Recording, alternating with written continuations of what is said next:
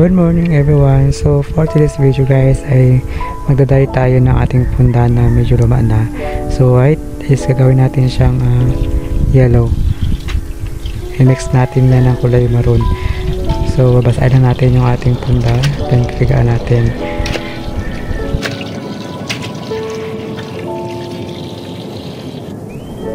Tapos tansyahin lang natin ang ating tubig na kasya lang doon sa punda. Kasi isa lang naman yung ating punda. So, konti lang gawin natin na tubig.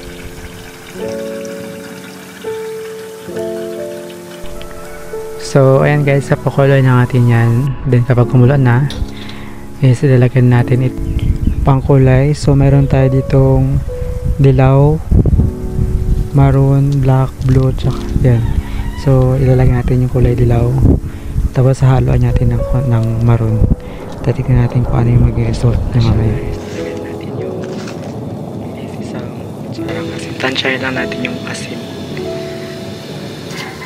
Yan.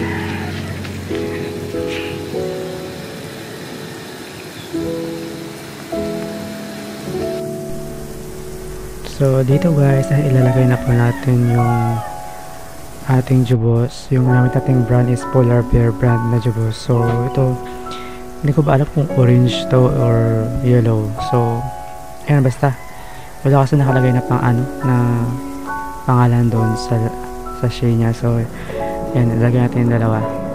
Tapos hintayin natin kumulo ulit bago natin ilalagay yung punda.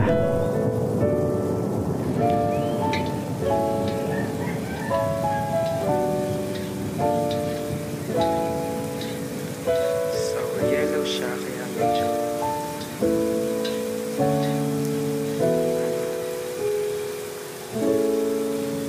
kita talaga. So, ito na guys, ibubuhos na po natin yung ating kulay maroon. So, mas lamang siya kaysa doon sa dalawang sachet na kulay dilaw kanina. Diba?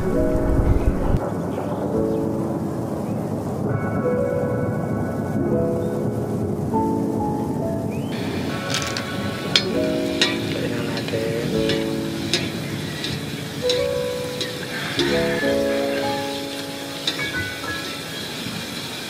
Sa iba, nilagyan nila ng vinegar. So, sa akin is asin lang. Para mas dumikit na gusto yung color sa damit.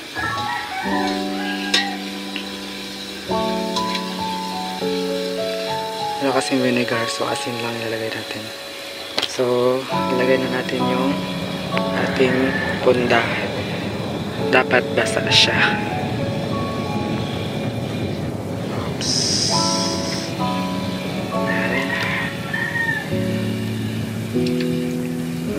Tapos haluin natin yan. Bababad natin siya ng at least 1 hour para talagang kumapit yung actually pwede na natin siya kunin kahit hindi natin siya masyadong pakuluin natin siya. So babad lang natin siya ng 1 hour. So yan po yung mix ng yellow tsaka maroon. Mas matapang yung kulay ng maroon.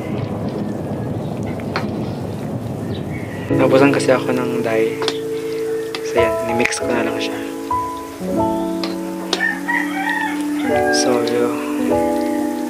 tayo lang natin 1 hour. Balikan natin mamaya.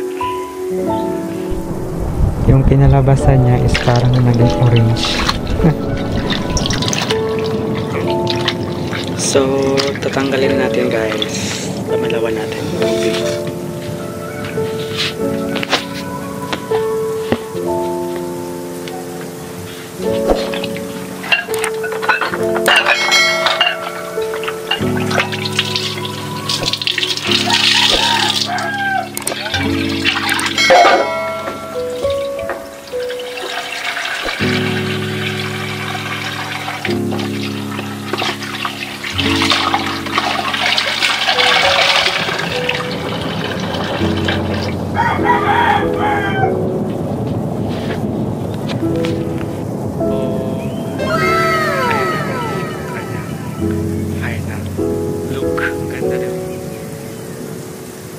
puti yan kasi medyo luma na siya.